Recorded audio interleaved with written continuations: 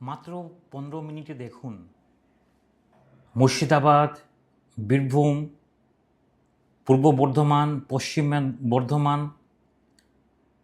পূর্ব মেদিনীপুর, পশ্চিম মেদিনীপুর, ঝাড়গ্রাম ও উত্তর 24 পরগনার 126টি আসনে 2026-এর পূর্বাভাস।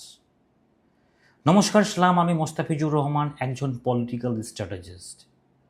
পশ্চিমবঙ্গকে বুঝতে হলে উত্তরবঙ্গ এবং দক্ষিণবঙ্গ এই দুটি অংশকে ভালোভাবে জানা অত্যন্ত জরুরি।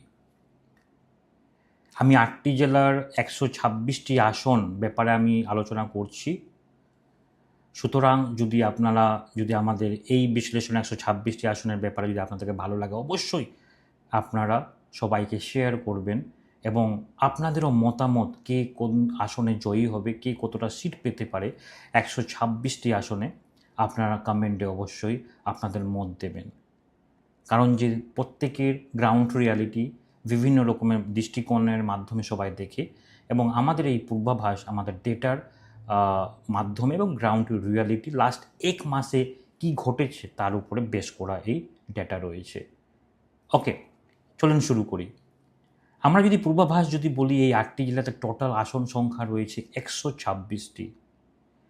2021-এর ফলাফল হিসাবে যদি বলি, এই 126টি আসনে তৃণমূল কংগ্রেস এখানে পেয়েছিল, টিএমসি এখানে পেয়েছিল 107টি আসন এই 8টি জেলাতে, এবং বিজেপি মাত্র 19টি পেয়েছিল।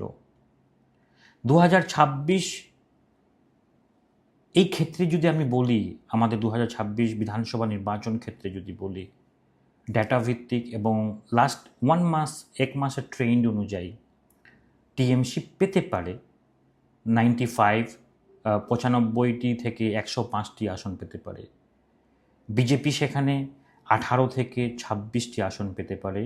বাম, কংগ্রেস প্লাস অন্যান্য 3 থেকে 6টি আসন পেতে পারে। ওকে, চলুন দেখি মুর্শিদাবাদ নিয়ে আমি একটা সংক্ষিপ্ত বিশ্লেষণ করি।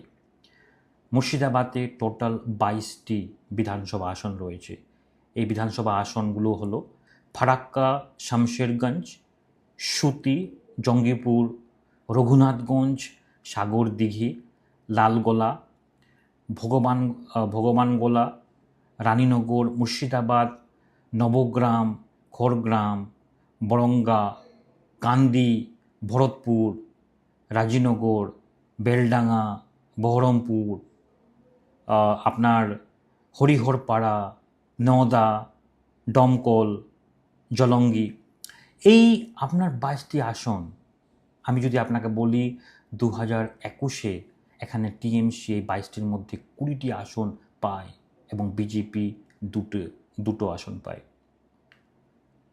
গ্রাউন্ড রিয়ালিটি এবং লাস্টের 1 মাস ট্রেন্ড হিসাবে যদি আমরা বলি, আমাদের পূর্বাভাস টিএমসি এখানে আসন সংখ্যা আগে থেকে একটু কমতে পারে, 16 থেকে 18টা আসন পেতে পারে, এবং কংগ্রেস প্লাস যে বাম কংগ্রেস অন্যান্য যারা রয়েছে এখানে পেতে পারে তারা 4টা থেকে 6টা আসন মুর্শিদাবাদে। এর প্রধান কারণটা কি? এর প্রধান কারণটা আপনাদেরকে জানতে হবে যে প্রায় 8.5 লক্ষ ভোটার নাম এখানে পুরোপুরি এসআইআর প্রক্রিয়াতে এখানে মাইনাস করা হয়েছে, আন্ডার অ্যাডজুডিকেশন, ম্যাপিং থাকা সত্ত্বেও। আমি ম্যাপিংয়ের পরের কথা বলছি। এবং কিছু ওই জেলার বাম কংগ্রেসের জোট বা আইএসএফের সঙ্গে যে একটা আন্ডারস্ট্যান্ডিং করে তার ধরা পড়েছে, আন্ডারস্ট্যান্ডিং করে যে যারা ফাইট করছে, এই অবস্থায় এই আকলন